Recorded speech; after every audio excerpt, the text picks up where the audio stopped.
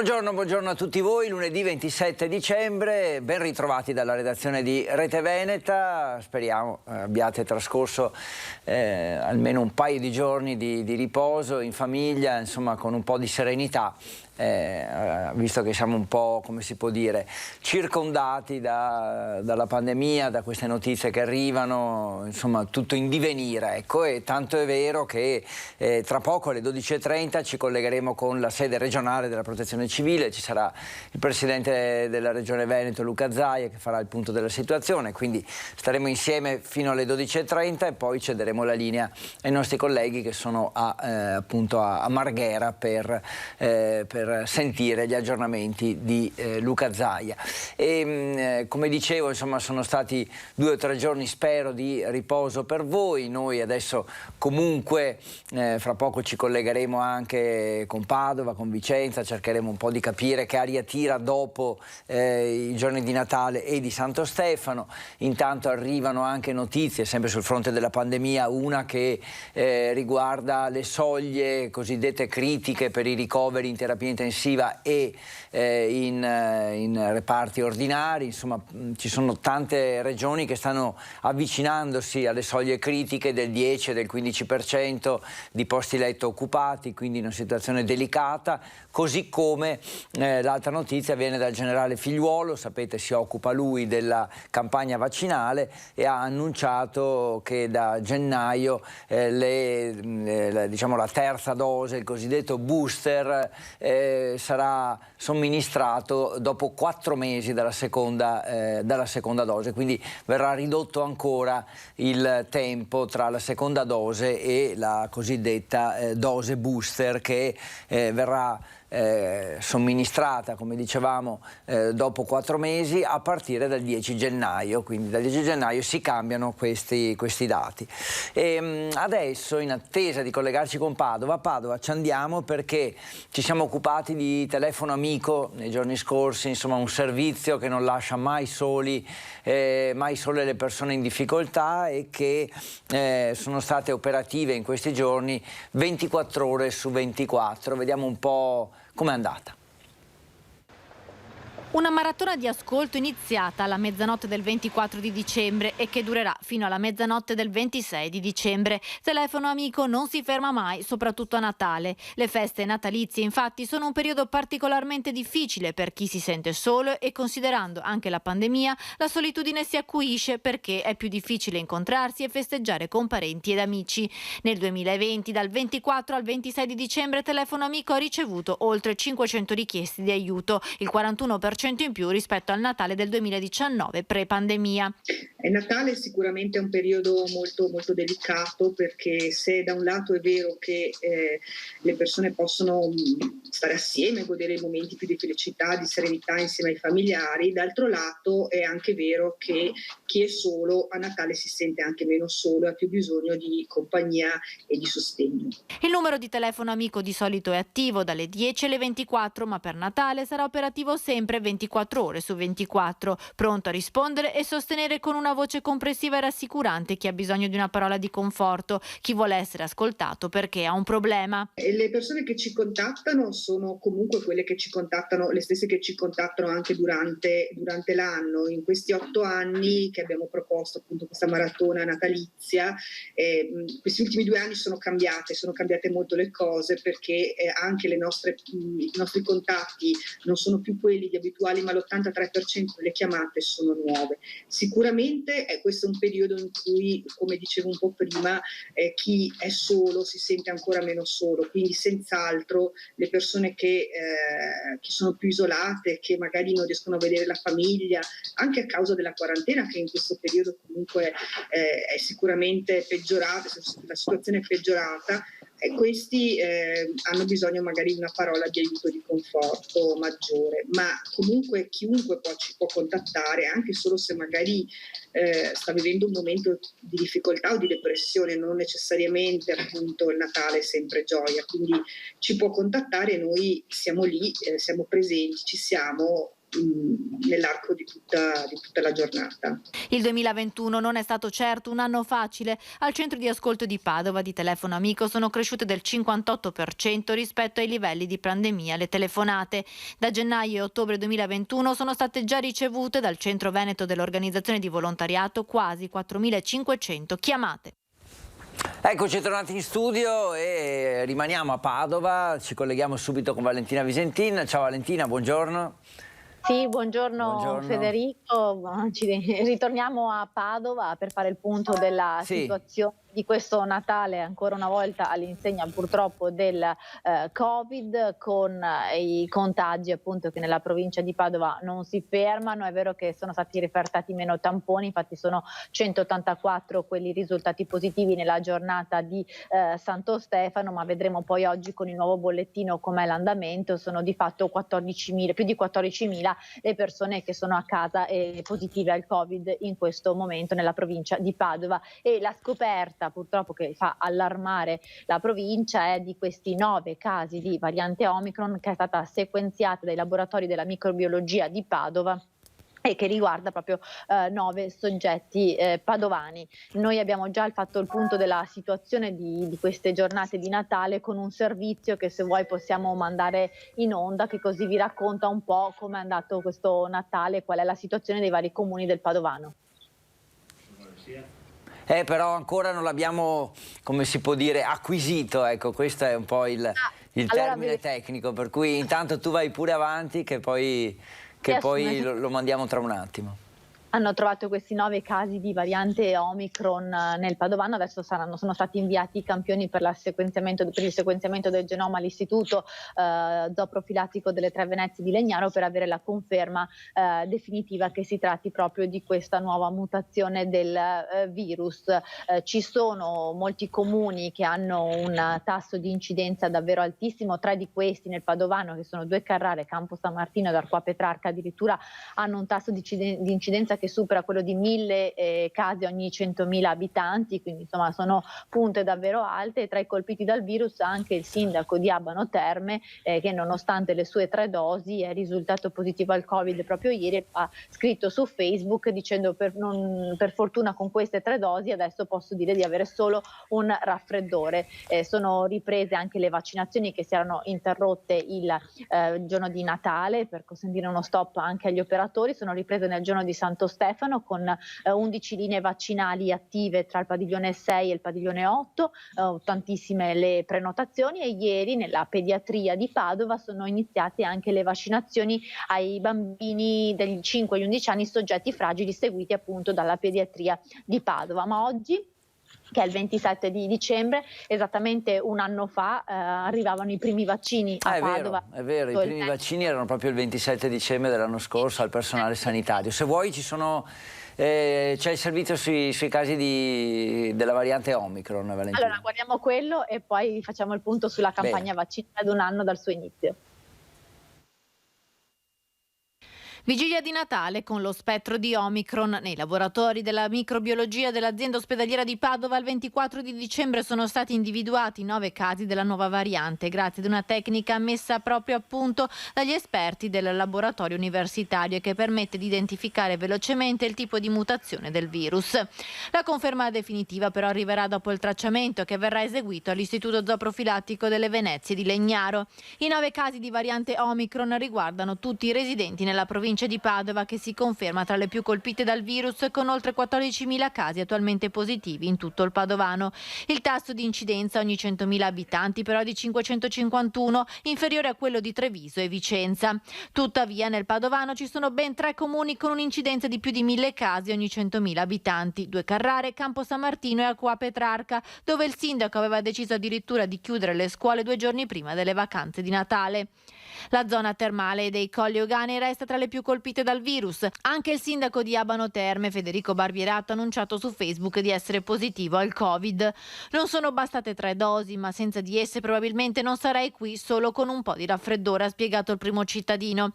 A Santo Stefano però sono riprese anche le vaccinazioni dopo la pausa del giorno di Natale. Boom di prenotazioni in fiera, dove hanno lavorato sia il padiglione 6 che il padiglione 8 nel reparto di pediatria dell'azienda ospedaliera di Padova invece sono iniziate le somministrazioni dei vaccini anti-Covid ai bambini fragili della fascia d'età 5-11 anni. Ecco Valentina, un po' come ci anticipavi prima, sì, dicevi del 27 dicembre, insomma, è una data abbastanza simbolica. Molto bene, perché ero andata proprio a fare le riprese, a vedere l'arrivo dei vaccini all'alba, alle 7:30, le prime dosi. Dai carabinieri. Scortati dai carabinieri e dall'esercito, le prime dosi di vaccino sono arrivate in azienda ospedaliera a Padova e da lì poi sono state smistate, sono state portate anche all'ospedale di Schiavonia e negli altri ospedali per appunto l'inizio della campagna vaccinale, negli ospedali di tutto il Veneto per l'inizio della campagna vaccinale. I primi ad essere appunto sottoposti al vaccino furono i sanitari e la prima proprio nel Padovano fu un'infermiera dell'ospedale di Schiavonia, quindi un luogo anche simbolo, visto che fu il primo ospedale a essere completamente chiuso per il Covid, quel famoso 20 di febbraio del 2020 che nessuno si dimenticherà più. E da allora io ho il report della vaccinazione, della campagna vaccinale a Padova, 1.700.000 tra prime, seconde e terze dosi somministrate da quel 27 di dicembre, e sono 720.000 i padovani che hanno completato il ciclo con la prima e la seconda dose, 17.000 quelli che hanno ricevuto al momento una prima dose e 284.000 quelli che hanno scelto di fare anche la terza dose. Senti Valentina, ti interrompo, vi siete occupati anche di Caroline Smith voi, di del giudice di Ballando con le stelle, cosa è successo? Sì, è una notizia di cronaca perché Caroline Smith vive a Vigonza e ha denunciato con un video pubblicato sui social network che il suo cane durante i giorni di Natale è stato ferito da una pallottola, da alcuni piombini da alcuni pallini di piombo. Questo video postato su Facebook e su altri social network è servito alla giudice per denunciare il fatto e insomma chiedere a qualcuno che se avesse informazioni gliele comunicasse, perché sta cercando il responsabile che ha ferito il suo cane. La Smith abita nella zona di Vigonza, dice una zona piuttosto isolata, quindi chi è venuto proprio vicino a casa con l'intento di fare del male al mio cane.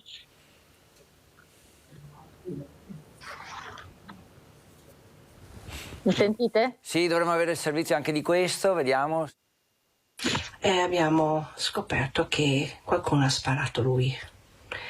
Allora, chi tocca gli animali, chi tocca i bambini sono proprio pezzi di Un video per raccontare cosa è accaduto al suo cane. La giudice di Ballando con le stelle, Caroline Smith, in un video pubblicato sui social ha denunciato che qualcuno ha sparato al suo cane Labrador Mikey.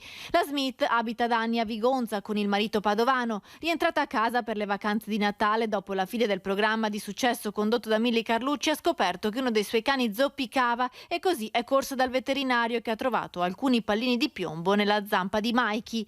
Indegnata, Caroline Smith ha raccontato i dettagli della brutta vicenda sui social per cercare di trovare il responsabile di questo gesto vile.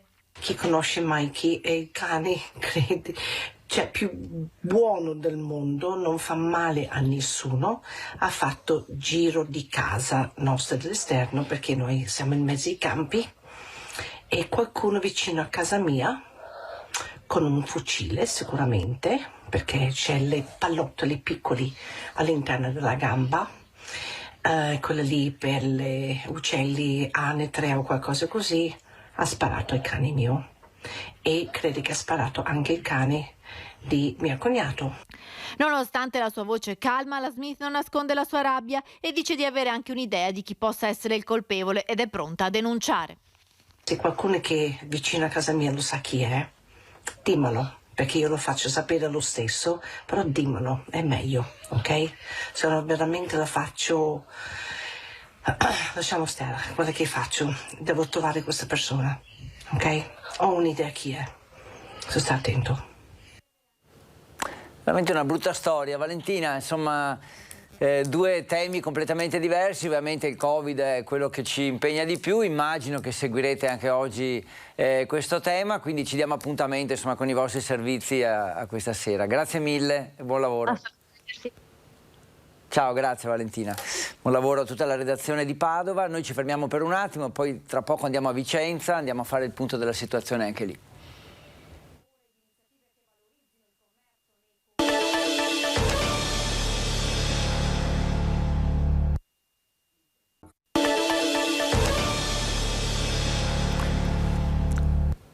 12:20, lunedì 27 dicembre, fra pochissimi minuti andremo a Marghera per sentire il punto della situazione fatto dal governatore Luca Zaia. Prima però andiamo a Vicenza, dove c'è Luisa Bertini. Buongiorno Luisa, ti ho scritto un messaggio che abbiamo poco tempo, per cui ti ho già messa in preallerta che dovremo fare un collegamento veloce. Ti chiedo subito quindi un po' che aria tira a Vicenza, cosa bolle in pentola.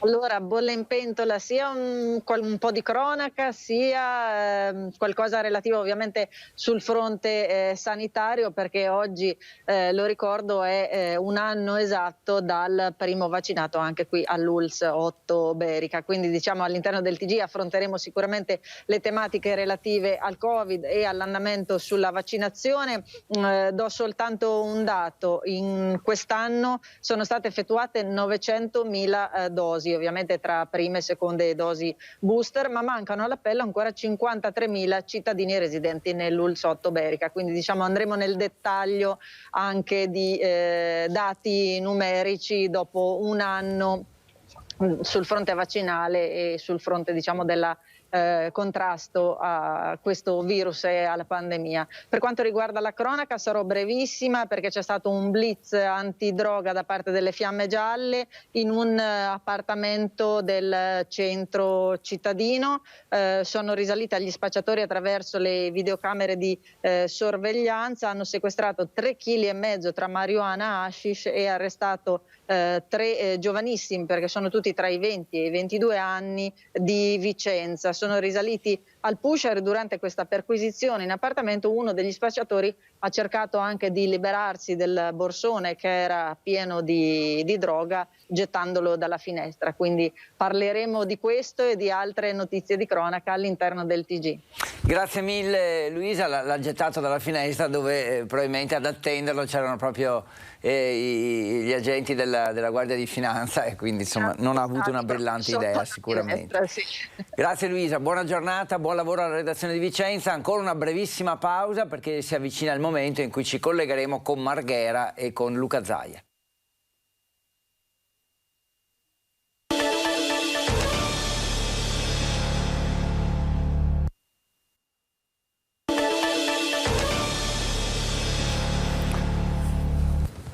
Eccoci tornati in studio, Focus TG, siamo insieme da mezzogiorno e staremo insieme ancora, perché tra poco ci collegheremo con Marghera, con la sede della Protezione Civile regionale, dove Luca Zaia, il governatore del Veneto, darà un po' di informazioni, di aggiornamenti soprattutto. Vedo che è già tutto pronto, ne abbiamo ancora qualche minuto però, e ecco qui, grazie a Fabio Verini in regia, che ci mostra la situazione a Marghera, microfoni pronti in attesa di veder comparire anche Zaia.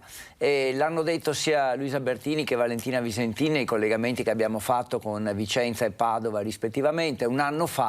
Esattamente un anno fa, il primo vaccino che per quanto riguarda Padova fu somministrato a Schiavonia, all'ospedale Covid, insomma l'ospedale che era entrato un po' in quei giorni nella storia, perché vi morì il primo malato di Covid in Italia, il signor Adriano Trevisan, ricorderete. Ecco, quella è stata veramente una data importante, fu vaccinata una infermiera e poi da lì ad oggi 1.700.000 padovani della provincia di Padova sono stati vaccinati.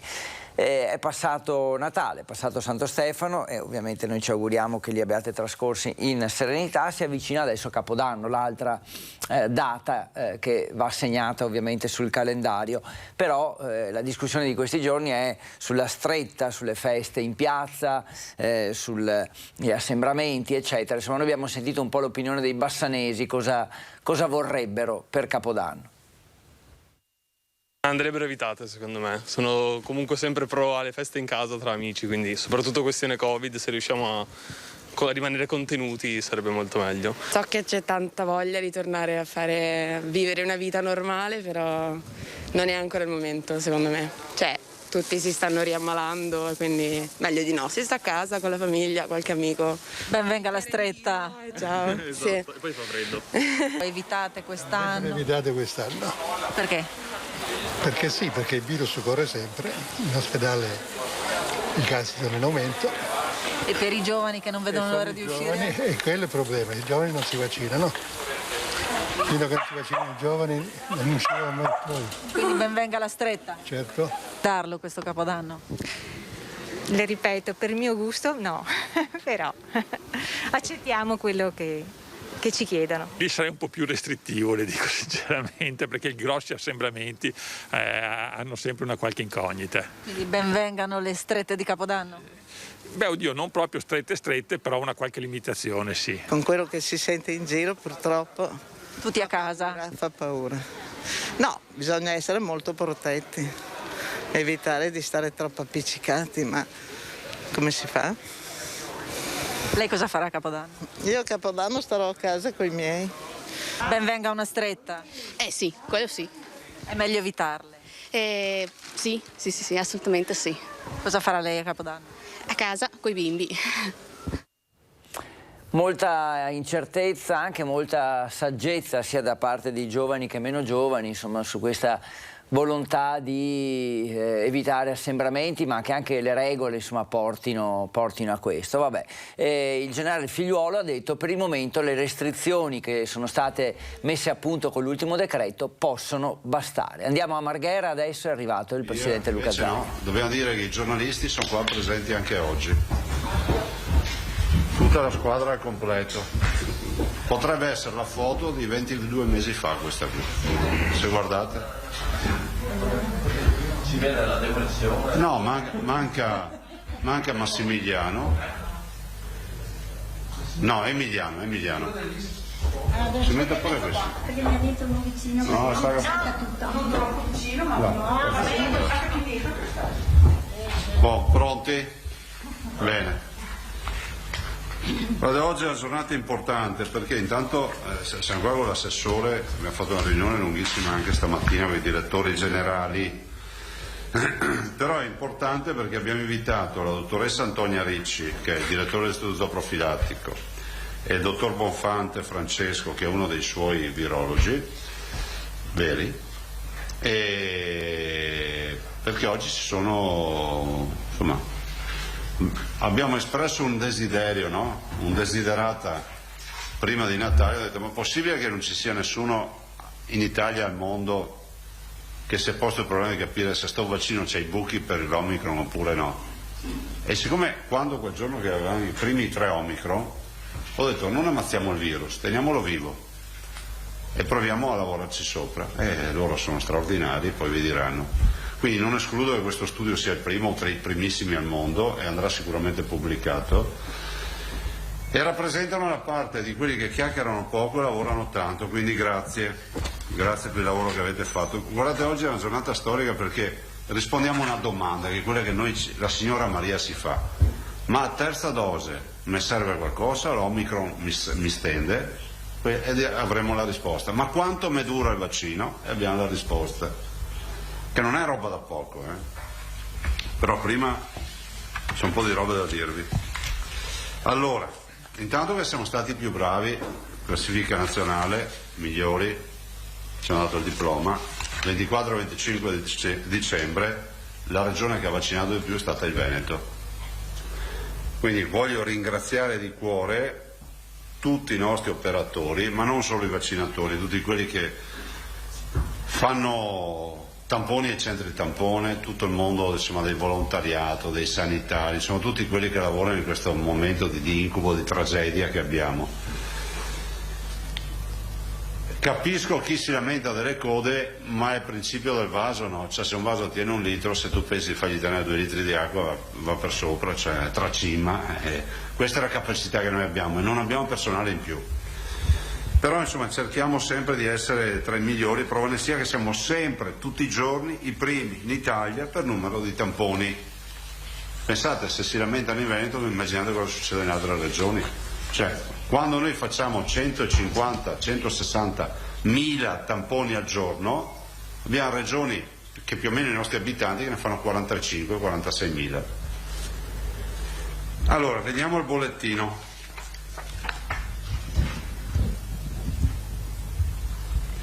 Tamponi molecolari dal 21 febbraio, 8.187.720. scusi. Tamponi rapidi dal 21 febbraio 13.065.198. Se vi interessa il totale, tanto per dire quanto lavorano i nostri, 21.252.918. 21.252.918. Ci abbiamo passato anche i 21 milioni.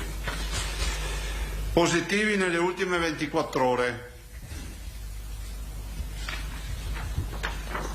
2.816. Cioè, se uno guarda sto dato, però ormai avete visto che non lo fanno più i vostri colleghi nazionali, cioè, il Veneto è la regione con più contagiati. La verità è che adesso abbiamo la statistica tutti i giorni che ci dice che noi siamo sempre abbondantemente tutti i giorni più bassi della media nazionale di percentuali di positivi sui tamponi. Eccola qua, 2.816 positivi su 33.648 tamponi, quindi la percentuale è 8,37. Ovviamente questo è il dato del lunedì mattina con una domenica, diciamo, di Natale, diciamo natalizia, figuratevi se può essere un dato attendibile. Numero dei positivi dall'inizio della crisi, 610.250. Mai il 21 febbraio avremmo pensato di fare 21 milioni di tamponi e trovare 610.000 positivi. Positivi ad oggi 71.761. Vi ricordo che all'inizio di questa infezione avevamo un decimo più o meno dei positivi, avevamo 8.000 positivi. Diciamo che sarebbe un po' più di un decimo, sarà un 12%, l'11%. Ricoverati totali ad oggi sono quasi 1.400, 1.398, più 48, più 48. Ricoverati in area non critica di questi 1.398, 1.213, più 35.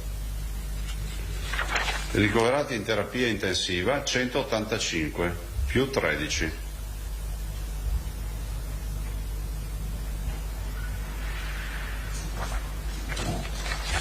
Ciao. Terapia intensiva non Covid 2,79. Vedete che c'è un po' di restrizione rispetto alle nostre performance che erano sempre sulle 300-350 letti non Covid. Questo vuol dire che si lavora ancora in ospedale, ma c'è pressione ospedaliera sulle terapie intensive, quindi si sta calando rispetto a, diciamo, interventi in elezione, a cose che si possono in via teorica rimandare, ma nulla è rimandabile, no? Neanche una protesi a un ginocchio è rimandabile, se uno la vuole fare deve fare. Totale dei decessi 12.306, più 24 nelle ultime 24 ore. Totale dei dimessi 25.122, più 28. Allora, per gradi, vaccinazioni. Nel giro di un paio di giorni massimo siamo a 9 milioni di vaccini inoculati. Oggi siamo a 8.901.000. Abbiamo mantenuto la parola, questo grazie al lavoro strepitoso dei nostri centri vaccinali. Siamo arrivati a 1.529.000 dosi booster. Vi ricordate che dicevamo che il nostro obiettivo era 1,5 milioni entro il 31 dicembre? Abbiamo ancora 6 giorni. Quindi se viaggiamo a 50.000 al giorno, 6 per 5 30, si va già a 1,8 milioni. Buono. La popolazione vaccinabile all'inizio di questo percorso era 2 milioni. Vi ricordo che i bimbi 5 e 11 anni hanno accesso diretto, c'è la prenotazione sul portale, ma hanno anche accesso diretto. E vi ricordo che i bimbi 5 e 11 anni possono andare a vaccinarsi in qualsiasi parte del Veneto. Questo abbiamo voluto anche perché molte famiglie ci dicono ma le vacanze, ma su, ma so e altre robe. Quindi uno può uscire di casa in questo istante e anche trovarsi in un posto dove non è residente in Veneto e va a farsi il vaccino, accompagnato dalla mamma, dal papà, dai genitori. Stanno crescendo le prime dosi, siamo a 3.000 dosi, prime dosi al giorno, che non sono poche perché noi eravamo ormai a 950, 1.000. Siamo al 15% tra prenotati e vaccinati dei 5-11 anni, ma siamo ormai quasi a 18.000 di vaccinati. Sono il 15% della popolazione tra vaccinati e prenotati, e già che hanno un'inoculazione 18.000. Però, detto questo, siamo all'87,1% di persone vaccinate in Veneto, tra la popolazione vaccinabile, incidenza 6,10, RCT 1,13,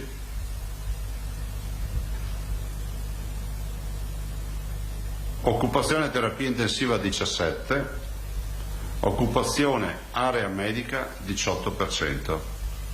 Quindi l'unico parametro che ci tiene agganciati alla zona gialla è l'area medica 18, che quando arriverà al 30 si fa scattare, o meglio diciamo che la terapia intensiva ci fa scattare al 20, quindi dal 17 passiamo al 20, noi abbiamo anche il secondo parametro superato, perché quello dell'incidenza non valutiamo neanche più, è 6,10, è già fuori per fuori. Quello dell'area medica, che sarà il fattore limitante per passare in area arancione, oggi a 18 deve andare a 30, cioè 12 punti. Allora, chi è causa del suo mal pianga se stesso. Cosa voglio dire? Voglio dire che se carichiamo 50 pazienti al giorno in ospedale, vuol dire che qualcosa succede fuori in strada, no? Allora, o ci mettiamo in testa di proteggerci e di non credere a tutte le fandonie di quelli che vanno in giro a dire che il virus non esiste, che basta curarsi a casa, che comunque è un'influenza e altre menate del genere, perché purtroppo, cari signori, ancora oggi in terapia intensiva noi abbiamo il 75-80% di non vaccinati, saremmo in zona bianca se non ci fossero, tanto per cominciare a dare i nomi e cognomi alle robe. E 1 su 2 di 1200 rotti, che ve l'ho detto prima, in area medica, non vaccinati. I non vaccinati ovviamente hanno un'età media più bassa e sono anche i casi più complicati, perché il virus trova un terreno fertilissimo. I vaccinati che abbiamo in ospedale, ve lo dico per dare un aggancio poi ai vostri ragionamenti, o hanno la prima dose, pochi, o hanno la seconda dose, poi vedrete cosa accade, ormai precipitata, perché quando tu passi 5-6 mesi la tua seconda dose ha poco effetto. Quindi è scritta, no? Se noi avessimo tutti la terza dose, attenzione che ne abbiamo 2 di ricoverati con la terza dose, ma se la sono fatta 2 giorni prima. Ma se noi oggi per ipotesi avessimo tutti la terza dose, non avremo di sicuro questi tassi di ricovero. E questo è un tema. Sono morte 5 persone a Padova questa notte, e anche in questo caso 4 non vaccinati e 1 vaccinato. Io non voglio fare l'allarmismo, però ho l'obbligo di dare le informazioni e dire come stanno le robe. Inutile che qualcuno minacci o scriva robe perché vado a inaugurare il centro vaccinale dei bambini, perché bisogna essere dei bambini a mettersi a far polemiche, perché noi abbiamo il diritto ad erogare il servizio a chi lo vuole, perché non siamo ancora in una dittatura, e se qualcuno vuole vaccinare il proprio figlio ha diritto di trovare un medico, dei sanitari che possano vaccinare. Noi sappiamo che se non avessimo i vaccinati oggi, lo diciamo chiaramente, saremmo chiusi e con mortalità importanti. Guardate che l'infezione che stiamo vivendo in questo momento è peggiore di quella del dicembre dell'anno scorso. Scrivetelo chiaramente, perché qualcuno ancora non l'ha capita sta roba. Abbiamo più contagiati quotidianamente, abbiamo una variante che è molto più impegnativa, ma nonostante tutto questo abbiamo un terzo dei ricoverati e mortalità. Sono sempre 15-20 casi al giorno, ma vi ricordo che l'anno scorso con meno contagiati senza vaccino viaggiavamo sui 150-200 morti al giorno. Quindi oggi i vaccinati ci garantiscono di essere aperti e di avere un calo di mortalità che sarebbe stato impensabile in assenza di vaccino. L'indicazione che ne viene fuori dagli studi che hanno fatto, che hanno voluto approfondire da Veneti in Veneto, sia la dottoressa Risci che il dottor Bonfante e tutta la loro squadra, dicono che la terza dose ci mette in sicurezza. Ai vaccinati cosa dico? Dico di non approfittare sempre del solito adagio, non preoccuparti perché tanto sono vaccinato, non vuol dire niente. Il vaccinato può tranquillamente infettarsi e fare semplicemente il trasportatore, definiamolo così, no? Il portatore sano, vi ricordate sta figura? Perché lui è il portatore sano, sì, quello che non si ammala ma porta il virus. Questa è una casistica tipica del vaccinato, asintomatico o paucisintomatico nei casi, diciamo, ma può. Allora, perché dico questo? Perché l'invito per tutti è, siccome adesso noi siamo preoccupati perché ve lo diciamo, allora, la nostra deadline ce l'abbiamo verso il 10 di gennaio. Ma intanto quello che è accaduto a Natale andremo in raccolta verso il 5 di gennaio, 10 di giorni. Dopodiché avremo l'ultimo dell'anno che ci catapulterà intorno al 10 di gennaio barra 15 di gennaio. Lì capiremo due cose: se avremo raggiunto un plateau e quindi poi c'è un altopiano nella curva dei contagi e poi inizieremo a calare, probabile che accada anche prima, se dovessi guardare i dati sono 2 o 3 giorni che abbiamo meno contagiati del solito, ma siccome sono giornate strane non li guardo, faremo un bilancio a fine settimana. Oppure inesorabilmente continua a crescere e c'è il rischio di avvicinarsi alla zona arancione, perché è inevitabile che dal 17 andare al 20 per le terapie intensive non si arriva, cioè quei 12 punti invece di ospedalizzazione in area non critica, se potessimo non portarli a casa sarebbe meglio. Cioè vuol dire prenderci più o meno 800 malati in area non critica. Però capite che a quel punto noi arriviamo a oltre 2000 pazienti in ospedale, vuol dire che a quel punto si comincia a chiudere tanto rispetto alle prestazioni. Allora l'appello che faccio a tutti: fate il panettone, fate feste, fate tutto quello che volete. 2 o 3 regole: avete raffreddore, avete mal di gola, avete la diarrea, non sentite più il gusto, non sentite più l'odore del brodo, no? L'olfatto. Attenzione, cioè questi sono tutti campanelli d'allarme. Allora, o state a casa da soli con i vostri familiari che vivono con voi, no? Con tutti i parenti che c'hanno in casa perché aveva raffreddore, oppure andate a farvi un tampone, andate a farvelo in farmacia, in un laboratorio, o se potete, se non riuscite proprio a farlo in farmacia, in laboratorio o dove volete, c'è anche la via del tampone rapido. Mi dicono che non si trovano più, io spero che le farmacie e i supermercati ringiovaniscano le scorte, perché guardate, di certo non è il gold standard, no? Come si dice, cioè il tampone per antonomasia è il molecolare, ma tutto il resto abbiamo capito che comunque se uno è positivo lo becca. Quindi cercate di proteggervi con le mascherine. Io vedo ancora tanta gente in giro per le strade che non porta la mascherina. Guardate, ma la capisco, cioè capisco, perché io sono andato anche ieri, ho fatto 10 km a piedi. Cos'è che ti viene da fare? Vabbè, io ho fatto il completo isolamento, tanto sono da solo, cavo la mascherina. Ma poi finisci che non ti ricordi neanche più e vai a fare la spesa con la mascherina Vabbè, magari il negozio ti avvisano che sei senza mascherina, i marciapiedi, queste robe. Che senso ha? Mettete sta mascherina all'esterno che non è a morte sociale e che non la dovremo portare per tutta la vita, ma adesso dovete portarla sta mascherina. Mascherina va portata. Purtroppo so anche di tanti dibattiti e liti perché qualche cittadino civilmente dice scusi la mascherina e qualcun altro risponde male con spintò. Queste robe non devono accadere. Noi dobbiamo dare il bel esempio, dobbiamo venirne fuori velocemente da sta roba.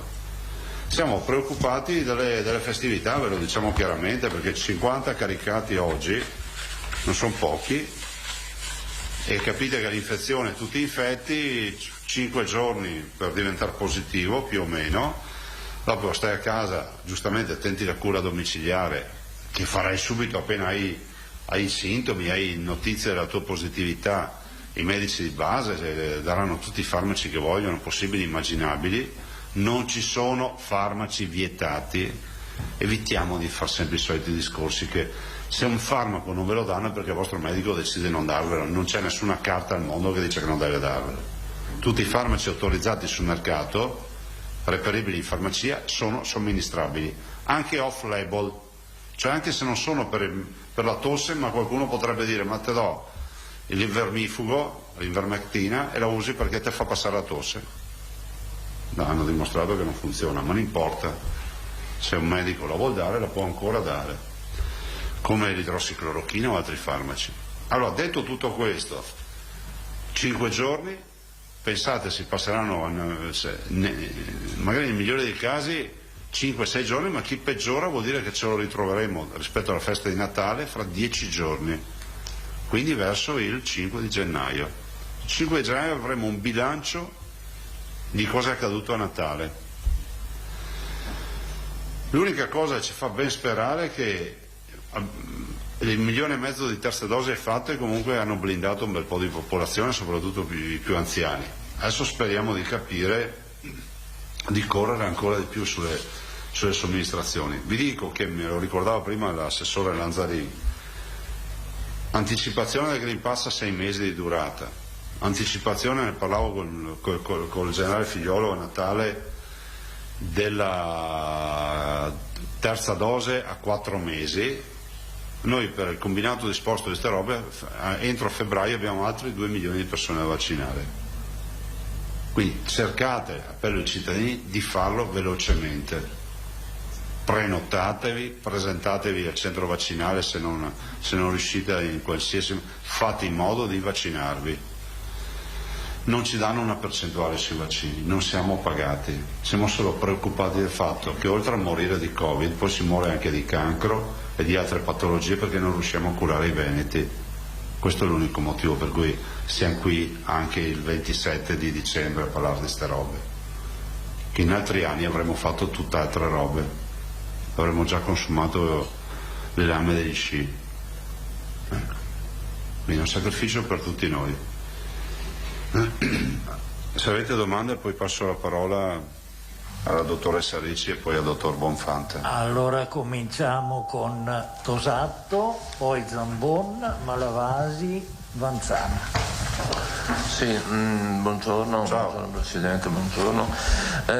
Per quanto riguarda le previsioni del picco, vuole un po' come dire sintetizzarcele, chiarircele un po' meglio, nel senso che pare di capire che l'approdo in arancione è possibile ma non è scontato, o dobbiamo già metterlo in preventivo? No, noi non siamo degli autoportatori di sfiga, cioè abbiamo 12 punti, 13 punti davanti e ce li giochiamo. Se i cittadini ci danno una mano, si proteggono, noi non arriviamo all'arancione, questo è chiaro. Per arrivare all'arancione bisogna caricare in ospedale, scusatemi il termine, prendere in carico, ricoverare in ospedale circa 800 persone. Possiamo evitare di infettarne migliaia per non averne 800 in ospedale? Sì, possiamo darci un po' da fare tutti. C'è un bel segnale. Il 24 dicembre noi abbiamo avuto quasi un raddoppio della richiesta di tamponi. Ho premesso che non possiamo farli al centro tamponi perché al centro tamponi si va a fare il il tampone se sei un contatto, eccetera. Vabbè, tutto ciò premesso, però io guardo i dati, il raddoppio dei tamponi vuol dire che molti, e sarà capitato anche a voi, che hanno cominciato a dire pranzo, tampone. Guardate che questa è la filosofia vincente. Adesso bisogna trovare un sistema. So che dirò qualcosa che farà incazzare qualcuno, però faccio appello alle farmacie. Se mi tenesse aperto la domenica solo l'area tamponi, adesso tireranno giù di tutto, io penso che potremmo dare ancora servizio a questo modo di approccio, no? Pensate, a domenica mattina quanti pranzi non c'è in giro in questo periodo. Faccio appello veramente alle farmacie, se potessero tenere aperto. Voi sapete che la domenica le farmacie non fanno tamponi. Se potessimo avere solo i tamponi, cioè farmacie chiuse ma tamponi, tanto sono tutti all'esterno i tamponi. E i tamponi, adesso io non so se vado a scombinare le dinamiche delle farmacie, ma è un atto di volontariato, cioè un appello che faccio, non sarebbe male, perché ci darebbe una gran mano, magari iniziando anche presto al mattino, perché sono poi quelli che vanno al pranzo dei genitori, il pranzo dei nonni, il pranzo con gli amici, degli agriturismi, i ristoranti, tutte ste robe, o magari si preparano per la cena della domenica sera. Per il sabato le farmacie fanno tamponi, domenica potremmo già tamponare tantissimo in questa fase. E poi i tamponi fai da te, se non arrivate a un operatore sanitario che fa il tampone, recuperatevi i tamponi fai da te. Non saranno perfettissimi, ma come si dice, piuttosto niente è meglio piuttosto, perché qua noi siamo per l'amministrazione del possibile, tutto qua. Io non do una previsione sull'arancione, la previsione è che noi dobbiamo arrivare al 10 di gennaio, lì il giro di boa lo facciamo o di traverso o di rovescio, non lo so, adesso vedremo come farlo sto giro di boa. Però siamo fiduciosi, sinceramente siamo fiduciosi, perché se penso a che tragedia staremmo vivendo in questo momento se non avessimo i vaccini sarebbe immane. Cioè pensate quanti morti in meno abbiamo grazie alla vaccinazione, altro che li ammazzano in ospedale. Cioè io ho sentito registrazioni di gente che dice che ce li ammazziamo in ospedale. Sarebbe da fare i Novax, dovrei fare i Novax negli Stati Uniti, dove la sanità te la paghi, e adesso le compagnie di assicurazione non riconoscono neanche più il danno da Covid se non sei vaccinato. Allora, io sono per la sanità universale, quindi che tu sia vaccinato o non vaccinato hai diritto alle cure, non si discute in Veneto, questo è per me una pietra miliare, non c'è colore di pelle, non c'è credo religioso, non c'è scelta sentimentale e non c'è neanche scelta vaccinale che impedisca a qualcuno di essere curato. Però dico, attenzione, tirare troppo la corda non è neanche corretto nei confronti di chi ha diritto delle cure e oggi non riusciamo a erogarle. Ecco, lei ha un po' anticipato la seconda domanda, che era proprio questa. Arrivano segnalazioni, ma abbiamo anche fatto delle verifiche, insomma, gli allungamenti dei tempi stanno diventando veramente pesanti. Non abbiamo alternative, questa è la risposta, non abbiamo alternative. Queste sono le truppe, io li ringrazio per il gran lavoro che fanno, non li critico perché ci sono le code. Guardate, capisco tutte le rivendicazioni di quelli che sono in coda, ma noi abbiamo sempre 54.000 dipendenti, dei quali 12.000 medici in ospedale. Considerate che fanno il triplo dei tamponi dell'anno scorso, siamo a 150.000 contro i 40.000, fanno 50.000 vaccini al giorno, devono curare 1.400 pazienti Covid, in più devono occuparsi anche degli altri 8-9.000 pazienti non Covid. Impossibile, personale non ce n'è da assumere. E allora la risposta qual è? Vaccinatevi, perché se no non saremo a questi livelli qua. Prego. Tocca allora a Martina Zambon. Buongiorno Presidente, buongiorno. Assessore. Riallacciandomi alla domanda del collega, capiamo che evidentemente non c'è margine per il tema delle code per i tamponi, eccetera, eccetera. Volevo capire invece sulle quarantene, perché rispetto all'ordinanza, ad esempio, bimbi con un compagno contagiato in classe in quarantena piena, quindi non solo in DAD, fino all'esito del tampone, però ci segnalano che il SISP tendenzialmente indica di fare una quarantena vera e propria, quindi 10 giorni nel caso di bimbi non vaccinati. Ecco, volevamo capire. È quello che è previsto nella norma. Guarda, intanto c'è da dire una roba che ho omesso nel rispondere alla domanda, che noi stiamo chiedendo, è già da un po', di poter far sì che i contatti, cioè i famosi contatti che devono andare al centro tamponi a farsi che fanno la coda col bambino, possano scegliere di andare in farmacia. Allora, ad oggi c'è questo principio italiano: la farmacia è il percorso pulito e il centro tamponi il percorso sporco, fra virgolette sporco, cioè l'eventuale infettato. Però è anche vero che uno che ha un po' di raffreddore, se il suo medico non gli fa una prescrizione, cos'è che fa? Va in farmacia a farsi un tampone. E allora non è vero che sono due contesti separati. Quindi se noi riuscissimo a mettere a bordo le farmacie anche sul contact tracing, nel senso che di avere i famosi bambini che hanno necessità di farsi il tampone, riusciremo ad abbattere di tanto queste cose. Però ancora ad oggi a livello nazionale stanno lavorando, spero decidano, la dottoressa Russo ha già scritto 2 o 3 volte, non si riesce a fare. Poi immagino che ci siano anche delle riserve, magari forse anche da parte delle farmacie, non lo so, però questa è la soluzione. Quanto è le quarantene della scuola è così. Ma col tampone d'uscita dopo i 10 giorni o all'esito del primo tampone fatto dopo il caso di contagio? Magari anche dopo possiamo verificare qual è la strada che viene percorsa, perché forse l'assessore lo sa. No, allora, nel momento in cui noi abbiamo avuto molti, diciamo così, classi e molti positivi e non riuscivamo, e quindi succedeva che c'era un bambino positivo, non andava in DAD della classe, ma dovevamo far subito il tampone. Siccome però non si riusciva a fare subito il tampone nelle 24 ore, proprio perché comunque un aggravio importante da un punto di vista di risorse umane, allora abbiamo detto mettiamo in quarantena nel mentre che facciamo il tampone, perché cosa succedeva?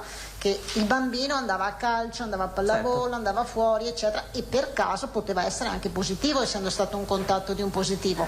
Quindi abbiamo fatto questa modifica noi, nel senso di dire mettiamoli in quarantena affinché non fanno il tampone di verifica se sono positivi o negativi. Quindi senza attendere la durata.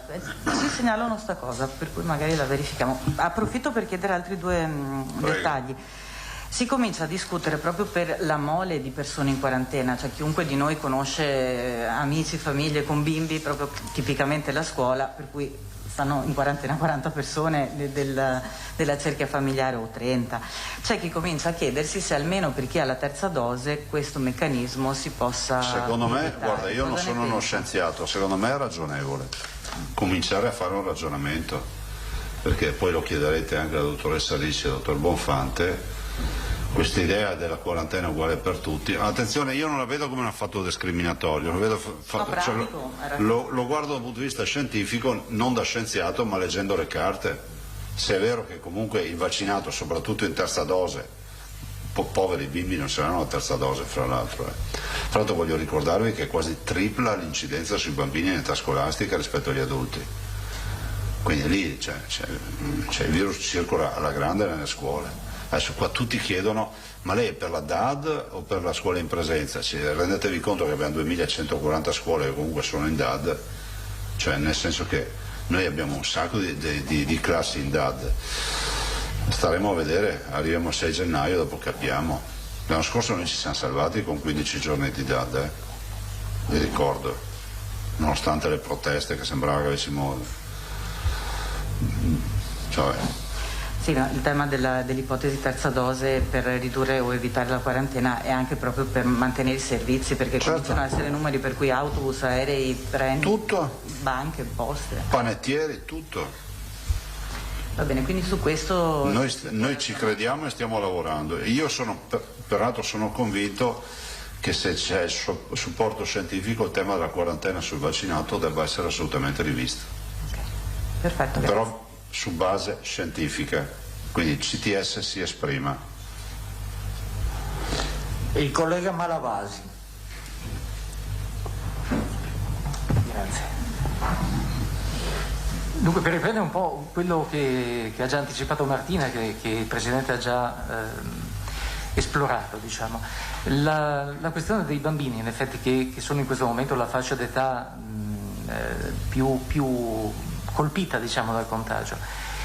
È vero appunto quello che ha detto il Presidente prima, e cioè che ci sono una serie di incentivi, di agevolazioni per incentivare appunto la vaccinazione dei più piccoli, però ad oggi, se non capisco male i numeri, in Veneto sono circa il 5% i bambini della fascia 5-12 con i prenotati 15%, 17%. Sono ancora un po' pochini appunto rispetto ai dati di oggi.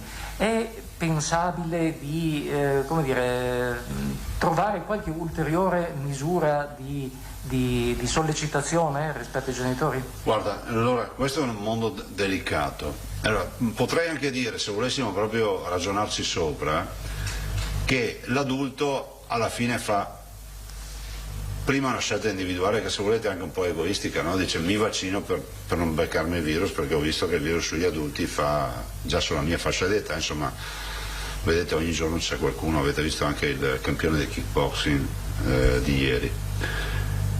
Nei bambini io mi permetto di dire, e qui ringrazio i genitori che hanno scelto di vaccinare i propri bimbi, la scelta è individuale sicuramente perché mette in protezione i bimbi, ma ha anche una componente altruistica, no? Io ho sentito ieri le mamme che dicono guarda che non lo fai solo per te, lo fai anche per la comunità. Allora l'informazione scientifica noi la vogliamo dare giovedì alle 12:30, ha già confermato, e ci sarà la professoressa Liviana D'Adalt, che come se è un riferimento scientifico per la pediatria, clinica pediatrica di Padova, e verrà lei a parlare dei casi, perché lei mi dice che ha un incremento di casi di bimbi in clinica pediatrica con malattie, con problemi respiratori, parlerà della vaccinazione e darà un consiglio ai genitori, dopodiché ognuno decide di fare quello che vuole. Cioè, troppo delicato, no? Però è altrettanto vero che noi possiamo fare questo, cioè non possiamo andare oltre, anche perché spetta ai genitori poi fare una valutazione e decidere. Ieri però ho visto il centro vaccinale che abbiamo aperto, insomma oltre 500 vaccinazioni le ha fatte. Un paio di cose veloci ancora. Prego. Anche semplicemente venendo in qua, davanti alla farmacia di Catania di Marghera c'erano una cinquantina più o meno di persone in attesa di fare il tampone, adesso alle 12:30. O di acquistarlo, non lo so, ma penso di farlo. Mi dicono che stamattina in centro a Mestre 7-8 farmacie del centro di Mestre avevano i tamponi esauriti con tanto di cartello fuori. Esistono anche qui forme di sollecitazione in qualche modo o di agevolazione che la Regione può intraprendere per evitare che questo accada? Lì ho fatto dei magazzini, nel senso che intanto quelli che vedete in farmacia sono persone o che si vanno a tamponare autonomamente, in virtù anche, mi permetto di dire, visto che si è visto l'effetto degli appelli che ho fatto, andate a pranzo con un tampone, oppure sono persone non vaccinate che hanno bisogno del tampone per andare a lavorare, perché avendo oggi noi il tema del tampone per il lavoro è ovvio che c'è quello. Quindi le farmacie, ma penso che di conseguenza si attrezzeranno, perché comunque di tamponi sul mercato non mancano. Cioè la giustificazione non può essere dire non c'è magazzino, ce n'è fin troppo di tamponi. Ormai sono molte multinazionali che li fanno, anche perché pensate quanti, solo noi ne facciamo 150.000 al giorno, pensate scatole di tamponi che vanno via, sono camion, una scatola ne contiene 50. Quindi non ti so dire Malavasi, penso che siano problemi organizzativi della singola farmacia questi, se scrive non ho più i tamponi. Ok, questione lavoro e tamponi o lavoro e Covid in ogni caso, un po' anche qui mi rifaccio a quello che si era detto sulla domanda di Martina, ma almeno se per ipotesi lavoro pensassimo a quello che qualcuno dice, cioè che nel giro di 10-15 giorni, un mese, la variante Omicron dominante portasse a 100.000 casi in Italia al giorno, quindi vuol dire 10.000 in Veneto, grosso modo. Gli esiti e le ricadute sarebbero anche sostanzialmente sul mondo del lavoro.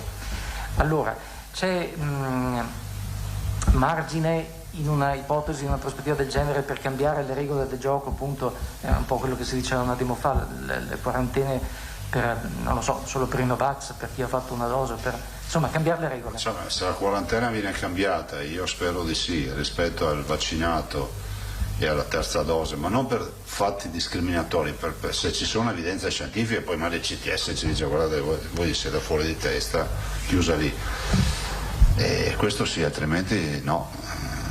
Considera che dall'altra parte della barricata il Novax dice bene, 100.000 infezioni al giorno e avremo tutti il virus e quindi diventiamo guariti e abbiamo risolto il problema del Green Pass. Nel frattempo qualcuno resta morto sul campo di battaglia, però.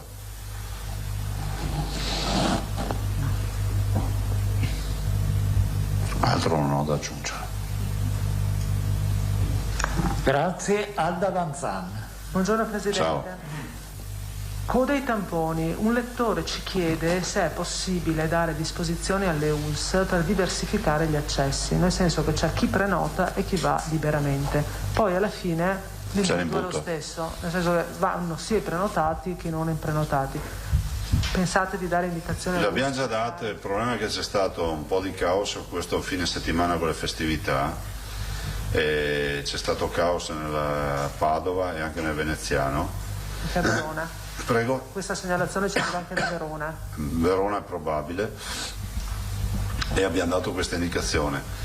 Ovviamente c'è questo tema della prenotazione e il tema dell'accesso diretto, e molti purtroppo non sapendo della prenotazione si sono presentati con la ricetta del medico curante, e quindi c'è stata un po' di confusione.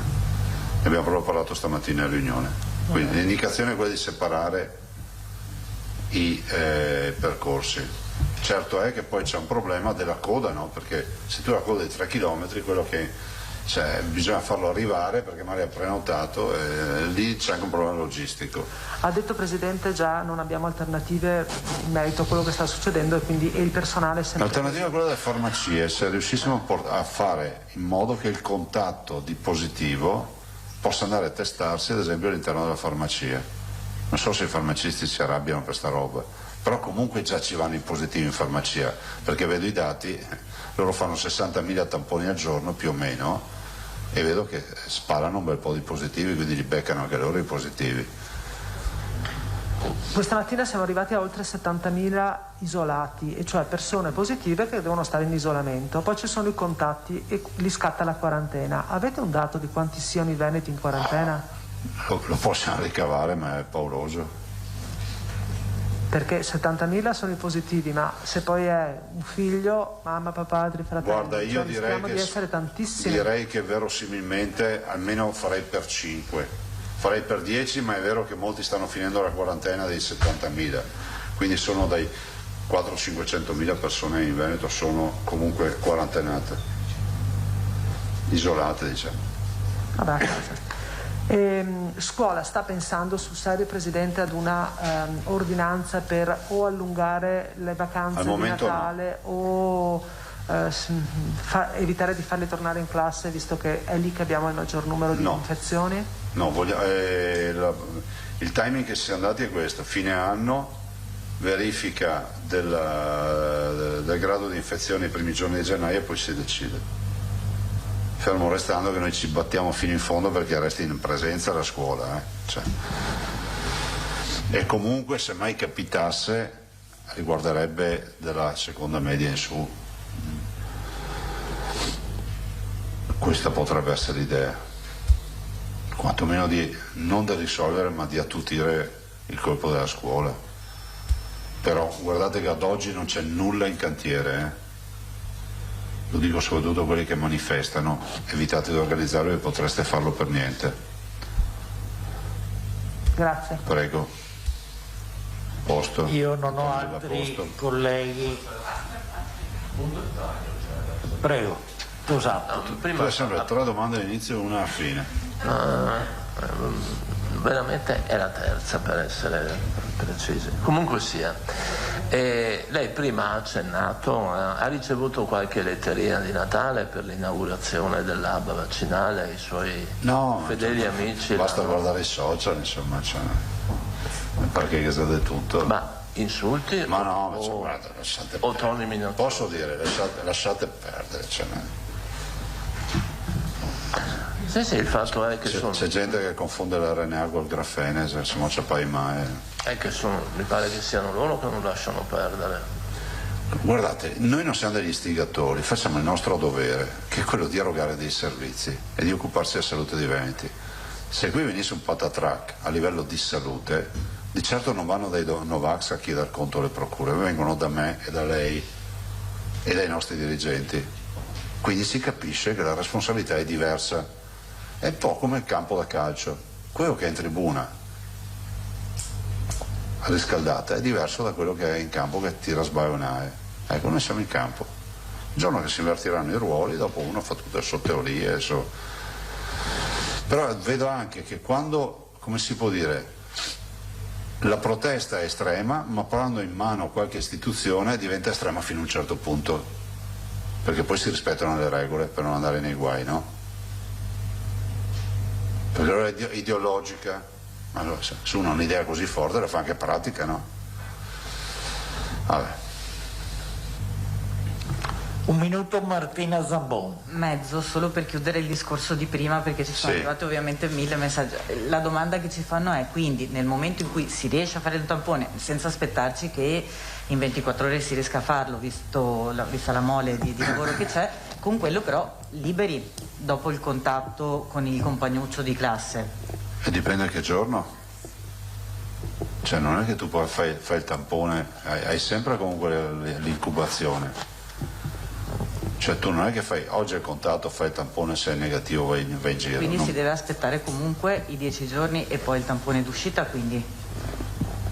Sì, adesso non so quali siano le... Non si pone il problema perché sono a casa, quindi intanto li lasciamo a casa e sono a casa, no?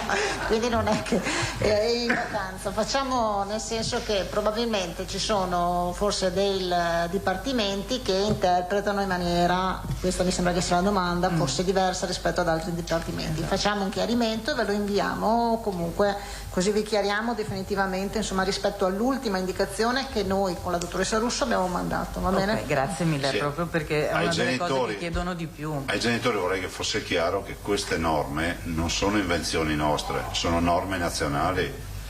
Personalmente noi saremmo del fatto che ad esempio rispetto ai vaccinati la quarantena va via e dopodiché ad esempio anche il tampone di chiusura, abbiamo detto passati i giorni eliminare il tampone di chiusura, però capite, l'Italia è lunga e stretta e tutti che le sue idee. Dottoressa Ricci, approfitto per passare, la dottoressa Ricci farà anche un'introduzione rispetto alla presenza dell'Omicron in Veneto, quindi vi dà anche questo dato. Poi il dottor Bonfante vi dice se serve o no la terza dose e soprattutto se è vero che il bacino è bucato, ai buchi per la Omicron, e questo è importante. Osservate che avete in mano una prima nazionale se non internazionale.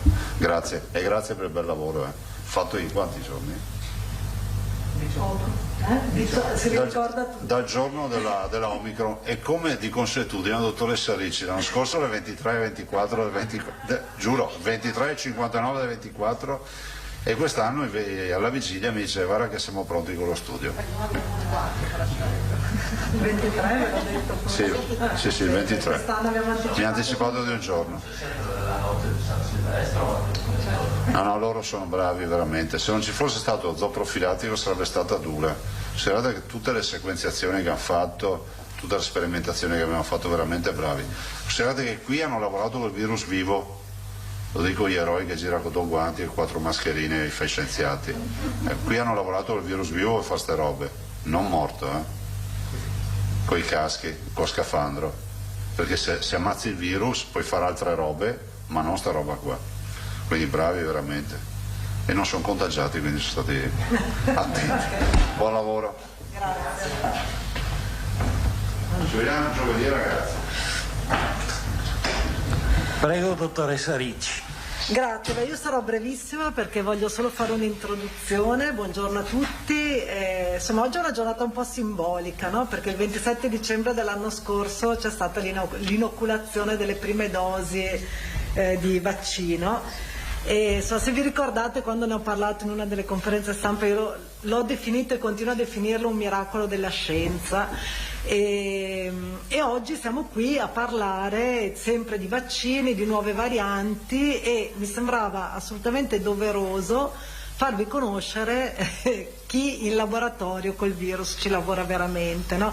Io vi ho sempre detto che io sono il portavoce di una bellissima squadra che è fatta di tante persone che si dedicano veramente con passione al loro lavoro, e il dottor Bonfante è un ricercatore, è il responsabile di un gruppo di ricerca di virologia che proprio si occupa di lavorare con i virus. Ovviamente la nostra specialità sono i virus animali, ma da quando abbiamo cominciato a occuparci di SARS-CoV-2 ovviamente molto del lavoro del dottor Bonfante e dei suoi collaboratori è stato rivolto allo studio del SARS-CoV-2, quindi insomma mi sembrava assolutamente doveroso, sia perché gli aspetti tecnici li conoscono loro e quindi anche rispetto alle vostre domande sicuramente sa rispondere meglio di me, ma anche insomma un po' un tributo a tutti quei ricercatori che in Italia e nel mondo si dedicano veramente da 2 anni, senza sabati, senza domeniche, senza sere, perché è vero che io mando i messaggi alle 23:59 al Presidente, ma lui mi manda le mail a 00:59 dicendo guarda che abbiamo i dati sulla SARS-CoV-2, gli anticorpi e la Omicron, quindi insomma davvero sono persone che si stanno dedicando in maniera incredibile alla collettività, perché poi non c'è altro motivo per cui si fa questo mestiere se non quello di cercare di aiutare gli altri. Quindi poi vi racconterà questo studio che abbiamo fatto, ci tengo a dirlo, è uno studio in collaborazione a livello veneto, prima di tutto con le microbiologie del Veneto, le 14 microbiologie del Veneto che ci forniscono i campioni, il dottor Rassu che le coordina, anche perché appunto noi abbiamo avuto la fortuna di isolare, di poter far crescere questo virus Omicron, perché ci è stato fornito da chi poi sul campo si occupa di fare i tamponi, di raccoglierli e di inviarli. E poi in collaborazione con la professoressa Tacconelli dell'Università di Verona, col professor Giaquinto dell'Università di Padova e con la professoressa Basso dell'Università di Padova, dell'azienda ospedaliera di Padova, che ci hanno fornito i sieri di persone vaccinate, poi Francesco vi spiegherà bene di che tipo di sieri si tratta, che noi abbiamo messo a contatto con la variante Omicron per vedere come questi sieri di persone vaccinate si comportano appunto una volta messi a contatto con la variante Omicron. Quindi insomma ci tengo a dirlo che è un lavoro assolutamente in collaborazione, peraltro fatto nell'ambito di 2 grandi progetti europei che sono il progetto Orchestra e il progetto Verdi, tutti non so perché con queste accezioni musicali, ma insomma sono nomi piacevoli, che si occupano proprio a livello internazionale di studiare l'impatto di SARS-CoV-2 e di Covid-19 sulla popolazione. Quindi poi insomma Francesco vi darà tutti i dettagli. Invece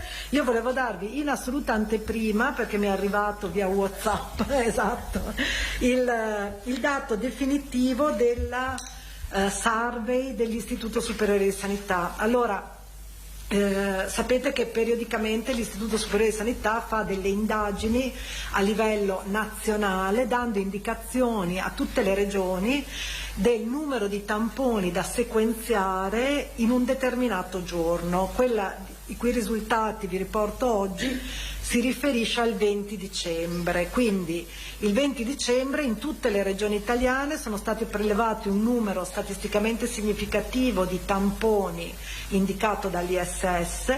Per il Veneto era di 205 tamponi che sono stati sottoposti a sequenziamento completo e inviati all'ISS, che darà il dato nazionale il 29 dicembre, quindi dopodomani. Noi oggi abbiamo terminato il sequenziamento di 219 tamponi, quindi qualcuno in più rispetto a quelli previsti, e adesso ve li leggo. Abbiamo trovato 18 varianti Omicron, quindi con una prevalenza dell'8,2%, quindi al 20 dicembre in Veneto c'era l'8,2% di tamponi positivi per variante Omicron. Nello specifico questi 18 sono stati trovati 2 a Verona, 3 a Rovigo. No, ecco, scusate, ma il dato qua è sbagliato perché a Verona 2 volte, quindi c'è qualcosa che non funziona. 2 a Treviso, 2 a Belluno, 1 a Vicenza, 1 a Venezia, no scusate, 4 a Venezia. Niente, magari adesso mi faccio mandare giusti, perché vi dico, ve l'ha mandato in WhatsApp in questo momento, me li faccio mandare giusti e dopo ve li dico corretti la distribuzione nelle province. Però insomma l'8,2, questo è il dato. Omicron è una variante conosciuta per essere estremamente contagiosa, e quindi ci aspettiamo che questa percentuale nelle prossime settimane vada aumentando. Però il fatto di partire da una percentuale comunque abbastanza bassa ci permette, secondo me, seguendo quanto diceva il Presidente, di mettere in atto tutte le misure per ridurre la circolazione del virus, quindi anche tutte le misure di protezione diretta, mascherine, distanziamento, che continuano a essere un sistema, ricordiamolo, assolutamente efficace e trasversale, cioè la mascherina blocca qualsiasi variante, ovviamente il distanziamento funziona per tutte le varianti, quindi sono sistemi ancora validissimi. Se noi riusciamo a rallentare la progressione dell'Omicron il più possibile, è inevitabile, ma noi la possiamo rallentare e arrivare il più avanti possibile, in modo da avere una percentuale di popolazione vaccinata con la terza dose più alta possibile, avremo un impatto ovviamente ridotto rispetto alla presenza di questa variante. Quindi l'obiettivo è ridurre la circolazione del virus, fare in modo che la variante Omicron cresca il più lentamente possibile e nel frattempo invece andare il più velocemente possibile con le terze dosi, in modo da arrivare protetti al momento in cui la variante Omicron sarà prevalente. Ma di questo vi spiega i dettagli il dottor Bonfante. Grazie dottoressa, allora parola al dottor Bonfante. Sì, poi facciamo le domande, così Poi intanto io recupero i dati. Alla Prego. fine facciamo le domande per entrambi. Grazie. Buongiorno a tutti e grazie per l'opportunità di presentare questi dati a nome di tutta la comunità di ricercatori che da 2 anni appunto si sta spendendo per risolvere questo problema. Allora, oggi parliamo di anticorpi neutralizzanti. È importante distinguerli dagli anticorpi che vengono rilevati tradizionalmente dalle cosiddette saponette o da altre tecniche di laboratorio. I neutralizzanti sono quella parte della risposta immunitaria che permette di neutralizzare, come dice la parola, il virus, quindi prevenire l'infezione se presente in sufficiente quantità, accelerare la guarigione e ridurre la trasmissione.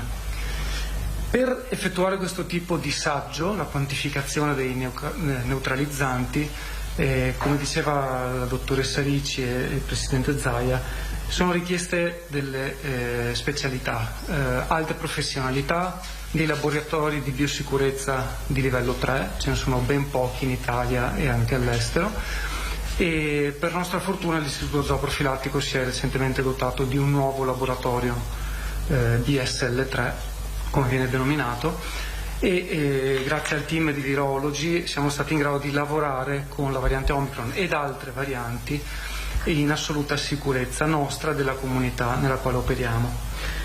Per prima cosa vorrei farvi vedere un grafico delle varie infografiche che mostrerò oggi.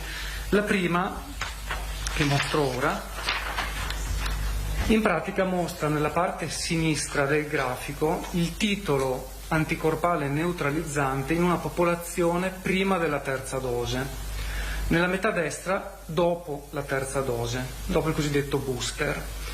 Se vi concentrate sui puntini vedete i valori individuali degli anticorpi neutralizzanti nella corte che abbiamo testato. La corte è una corte di operatori sanitari e dipendenti dell'Università di Padova e dell'azienda ospedaliera di Verona e di Padova, per i quali siamo stati in grado di quantificare la quantità di anticorpi neutralizzanti contro il virus di 2 anni fa, e quindi qui vedrete le colonne con il valore medio degli anticorpi attesi, e di confrontarli con la quantità di anticorpi neutralizzanti contro la variante Omicron.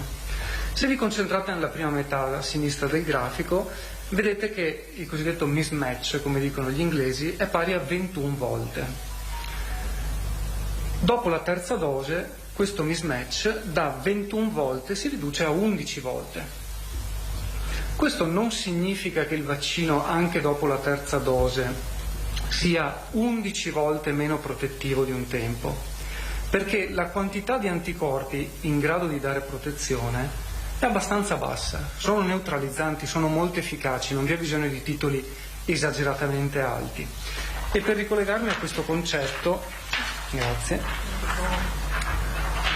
ripropongo questi dati in un'altra versione. In questa versione vedete solo gli anticorpi neutralizzanti contro Omicron, prima e dopo la terza dose, stessa coorte di soggetti. Però vi è un'aggiunta rispetto al grafico precedente, ed è questa linea tratteggiata ad un certo livello, poco sotto il valore di 160. Questa linea identifica quel valore soglia in grado di dare protezione dall'infezione. È un valore che è stato ricavato da prestigiosi studi scientifici, non è ancora definitivo, ma è molto indicativo di protezione dall'infezione.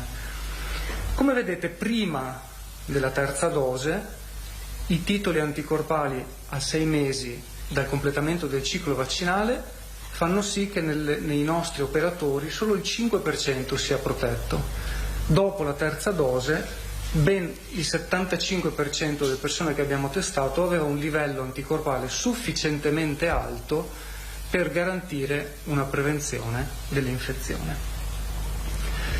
Va ricordato che non c'è solo la Omicron, come abbiamo sentito, è ancora ha un'incidenza abbastanza bassa, anche se sappiamo che dovrà aumentare, ma la variante dominante è la cosiddetta Delta, se ricordate, una volta definita indiana.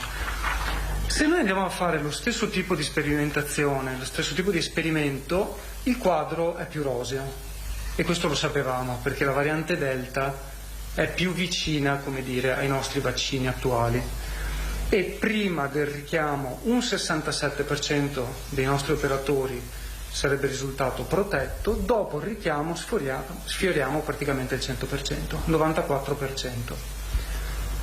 E questo è un altro dato molto importante, perché per ora la grande epidemia che stiamo vedendo al 90% circa è data dalla variante Delta.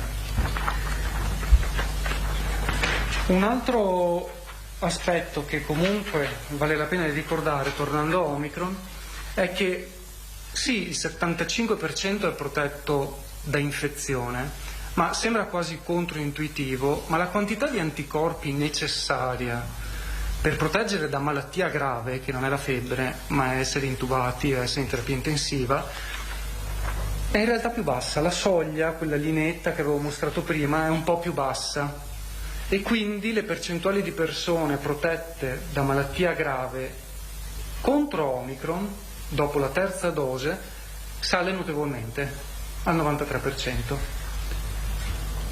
E anche dopo 2 dosi comunque. E anche dopo 2 dosi sì, abbiamo un 50%, certamente. Quindi questo non fa che rinforzare il messaggio che la terza dose è assolutamente necessaria. Con i vaccini attuali comunque siamo in grado di proteggerci. Nell'arco di 6 mesi, 5-6 mesi, quando vi saranno probabilmente i vaccini aggiornati per la Omicron, i dati saranno ancora più rassicuranti. Mi perdoni se interrompo. E quando lei parla di operatori, a quali operatori si riferisce? I dipendenti dell'azienda ospedaliera di Padova e di Verona, più gli universitari. Abbiamo preso chiaramente per provare a costruire questo progetto hanno preso delle categorie definite su cui potevano poi avere anche tutti i dati disponibili. Che non solo sono importanti per il ruolo che svolgono, ma sono anche quelle che sono state vaccinate per prima in terza dose, quindi un po' ci danno una prospettiva di come saremo noi, popolazione non ospedaliera, fra un mese circa, quindi il dato è abbastanza rincuorante. In ultima abbiamo voluto rispondere a una domanda molto importante, perché come si diceva prima circa il 28% dei casi è in età scolare e sentiamo sempre di più parlare anche fra i nostri conoscenti di una certa riluttanza alla vaccinazione dei bambini, perché i bambini non si ammalano gravemente e spesso si sente dire ormai ha già fatto l'infezione e quindi il bambino è protetto, non ha bisogno di essere vaccinato. Allora ci siamo, grazie anche a una collaborazione appunto con la pediatria di Padova, il professor Giaquinto, Liviana Dadalt, abbiamo testato il siero raccolto 3 mesi dopo l'infezione di bambini che si sono infettati ad agosto di quest'anno con il virus Delta. Ecco, come vedete gli anticorpi indotti da malattia, da infezione, non è alta come quella indotta da vaccino e se dobbiamo proiettare il livello di protezione di questi bambini da reinfezione, il dato parla da sé. Se dovessero incontrare la Delta, solo il 10% è in grado di prevenire l'infezione, di risultare protetto. Per quanto riguarda la Omicron non c'è storia, siamo allo 0%. Quindi questo torna anche con il fatto che sento anche alcuni casi di bambini che sono reinfettati già 2 o 3 volte nell'arco di 2 anni. Quindi la vaccinazione dei bambini è assolutamente necessaria. Ecco. Quindi con questo abbiamo presentato, questi sono i dati preliminari, ne stiamo producendo altri as we speak, come dicono gli inglesi. Proprio in questo momento i miei collaboratori stanno lavorando su altre corti di sieri e su altre varianti e a breve sottoporremo i dati alla comunità scientifica per la pubblicazione. Grazie. Grazie dottor Bonfante. Apriamo le domande dei giornalisti. Si è prenotato Malavasi, poi Vanzan. Intanto. In effetti almeno per il momento un dettaglio, se l'8%, per l'8% parliamo di Omicron su quei 219 tamponi che sono stati sequenziati, significa che il rimanente 92 è tutto Delta o c'è anche qualcos'altro in circolazione? Rispondo io, è tutto Delta, tutto il resto è Delta. E adesso questo forse bisognerebbe aver fatto anche un'indagine precedente per tracciare un segmento, quindi una linea di tendenza, però per le conoscenze che avete riuscireste a fare una previsione, sia pure pensando che prendendo tutte le precauzioni necessarie di cui la dottoressa Ricci parlava prima si può rallentare la diffusione di Omicron, ma si può fare una previsione di quando Omicron raggiungerà, che so, il 50% o il 100% in Veneto? Allora, io non faccio mai previsioni se non ci sono dei dati solidi, perché è come giocare all'otto e non è quello che facciamo. Normalmente ci basiamo su dati scientifici, per cui sinceramente io non riesco, non so se Francesco che ha guardato un po' di più i dati, però di altri paesi, quindi è anche poi difficile riportarli, perché io devo dire che allora, sicuramente in Veneto, non so in altre parti d'Italia perché purtroppo si viaggia molto meno in questo periodo, ma c'è davvero un comportamento molto prudente delle persone. Cioè, io vedo in giro tantissimi con la mascherina, appunto l'abbiamo sentito, tantissimi che hanno fatto i tamponi prima delle feste, prima di vedere i parenti, quindi anche utilizzare magari gli stessi dati dell'Inghilterra o di altri paesi per proiettarli sull'Italia, secondo me non è corretto, perché i comportamenti potrebbero essere più virtuosi, migliori, più prudenti nel nostro paese, nei nostri territori. Io credo che insomma, sicuramente per l'inizio di febbraio la Omicron sarà prevalente, però ripeto, è una previsione che lascia il tempo che trova, perché è un po' tirata a caso, ammettiamolo. Non so se Francesco ha qualche idea. Insomma, se facciamo la media dell'esperienza all'estero, la diffusività è molto elevata e quindi è probabile che rimpiazzerà, come a suo tempo altre varianti hanno fatto. In questo caso è ancora più rapida nel diffondersi, quindi ci si aspetta legittimamente che il virus possa sostituire la Delta. Posso dirvi, vi interrompo, i dati giusti delle province che me li hanno mandati, nel senso bastava fare la somma, ma volevo essere sicura. Quindi sono 6 da Verona, 3 Rovigo, 2 Treviso, 2 Belluno, 1 Vicenza e 4 Venezia. Ok? Quindi insomma basta, c'è la conclusione che è diffusa in tutta la regione. Ci ricordiamo il caso di Vicenza, che era il primo caso in cui quindi papà Omicron, la mamma e la figlia Delta, sì. Poi la figlia minore Omicron, quindi stessa famiglia, quindi anche con una suddivisione insomma variegata all'interno dello stesso nucleo familiare. Sì. Ci sono invece dati su come e quanto i tamponi intercettano Omicron se in misura differente rispetto a Delta? Sì, allora ad oggi noi non abbiamo evidenza che ci sia una minore, cioè che Omicron venga intercettata meno dai tamponi, perché tutte le varianti che abbiamo identificato, tutti i casi che abbiamo identificato provengono o da tamponi molecolari o da tamponi rapidi che sono stati in grado di identificare in modo molto preciso la Omicron.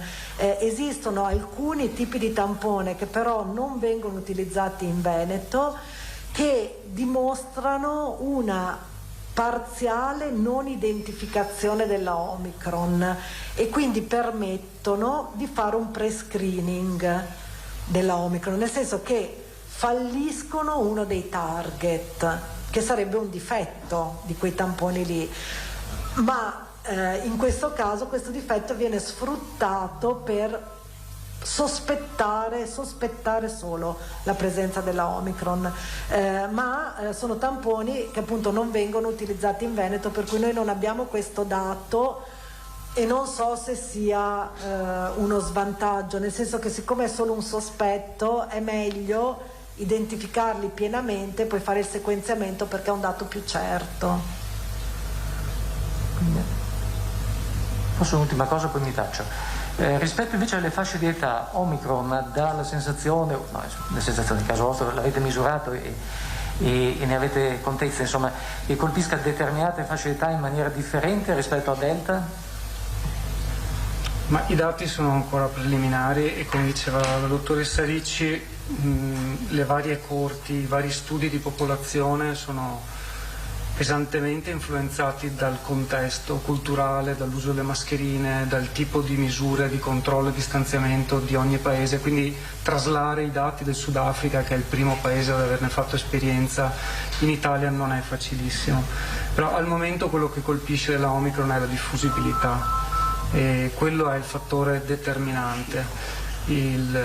L'aspetto dei bambini, forse, un parere personale, sta salendo alla ribalta perché i bambini non sono ancora vaccinati e quindi una tale diffusività è chiaro che va a colpire le fasce di popolazione non protette.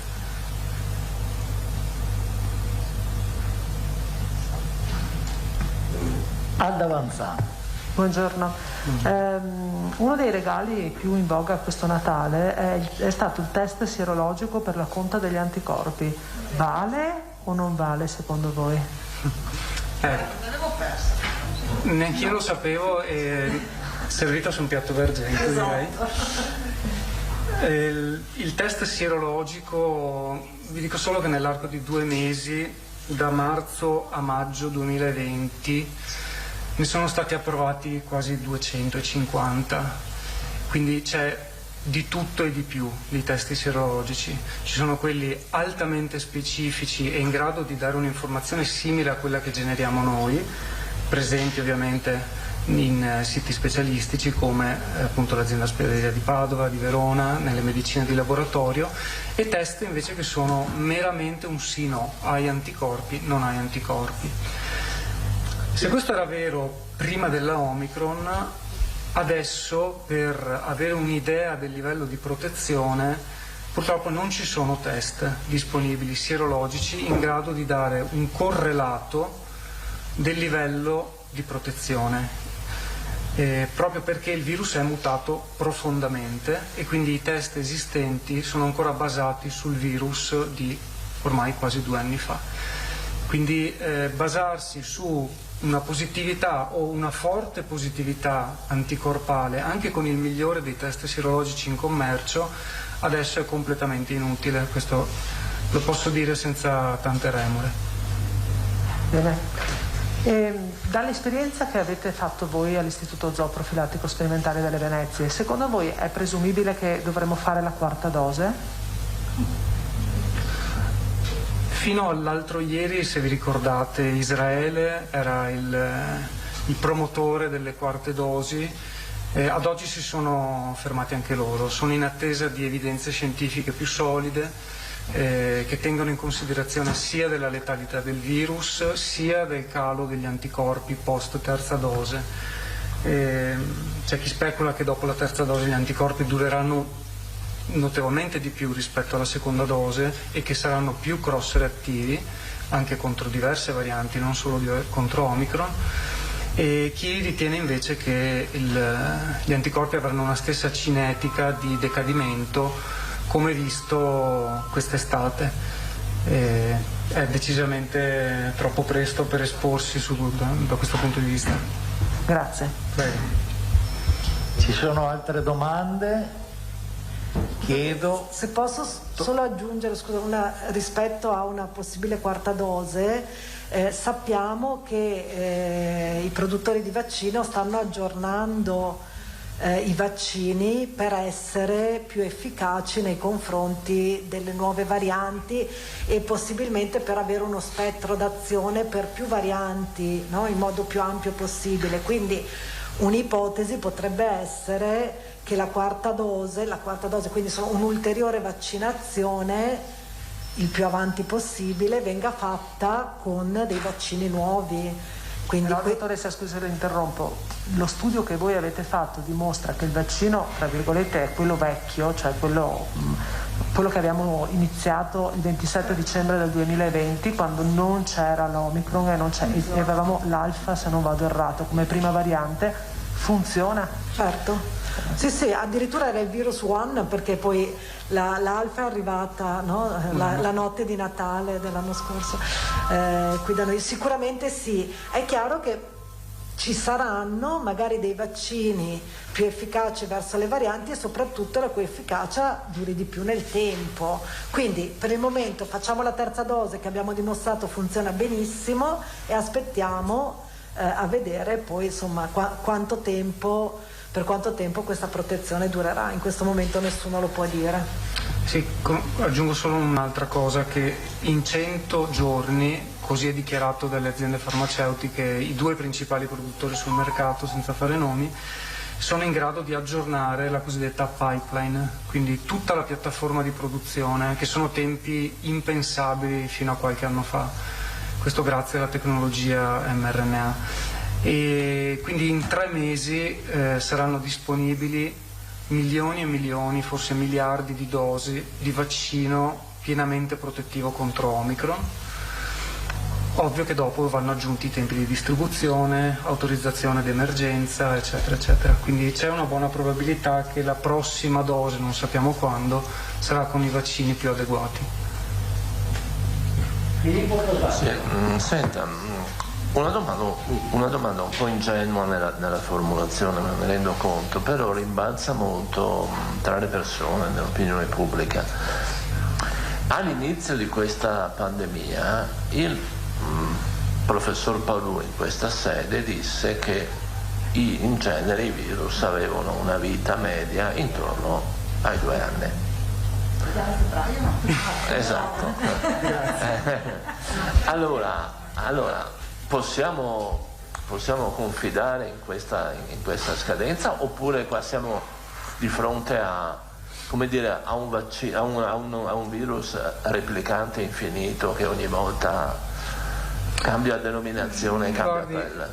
Nel 1918, ve la ricordate la spagnola? Non c'eravamo però. Ok, ne avete sentito parlare, no? Adesso è un'influenza stagionale, tranquilla. Nel 68 l'asiatica, Questo è l'andamento dei virus. Alcuni, come diceva il professor Palù, si estinguono, altri possono diventare endemici, causare di rado malattia seria o grave, ma nella stragrande maggior parte della popolazione, soprattutto in presenza di immunità da vaccinazione o da malattia, essere dei virus cosiddetti stagionali, come chiamiamo il raffreddore, un virus stagionale. La nostra speranza e onestamente anche le attese della comunità scientifica sono quelle che nell'arco di qualche anno non si parlerà più di Covid come malattia, ma di infezione stagionale da SARS-CoV-2, e dobbiamo andare tutti assieme in quella direzione, ed è possibile onestamente. Martina Zambon. A me ha colpito molto, credo non a me soltanto, il dato sulla reinfezione dei bambini, c'è quello 0% che fa paura. Nel momento in cui c'è un'ulteriore reinfezione, cambia comunque qualcosa nelle probabilità di sviluppare una malattia in forma più grave o no? Immagino sia una domanda che si può porre un genitore che sta decidendo di vaccinare o no il figlio. Allora, diciamo che i bambini ci hanno sempre sorpreso, fin dall'inizio di questa pandemia, perché dimostravano pochi sintomi, ma anche per un'abilità straordinaria nella risposta anticorpale nell'arco di 6 giorni. Per un adulto la risposta anticorpale inizia ad essere protettiva e curativa dopo 12, 15, 20 giorni a seconda del soggetto.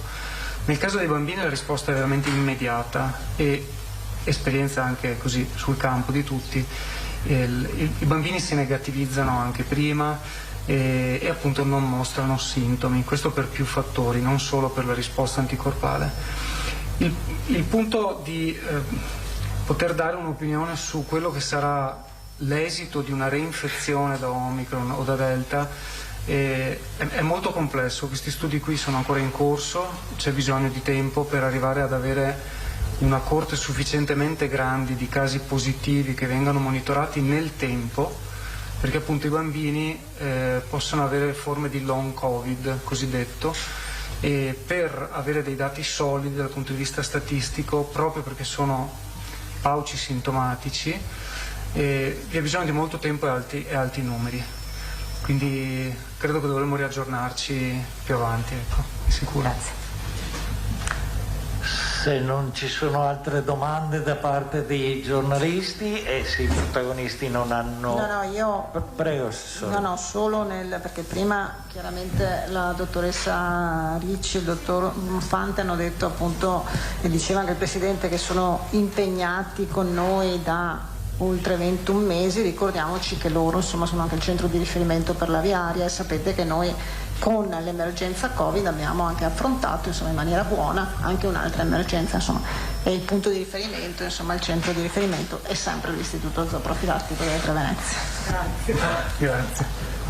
Bene, grazie a tutti, appuntamento a giovedì, il Presidente ce l'ha già fissato.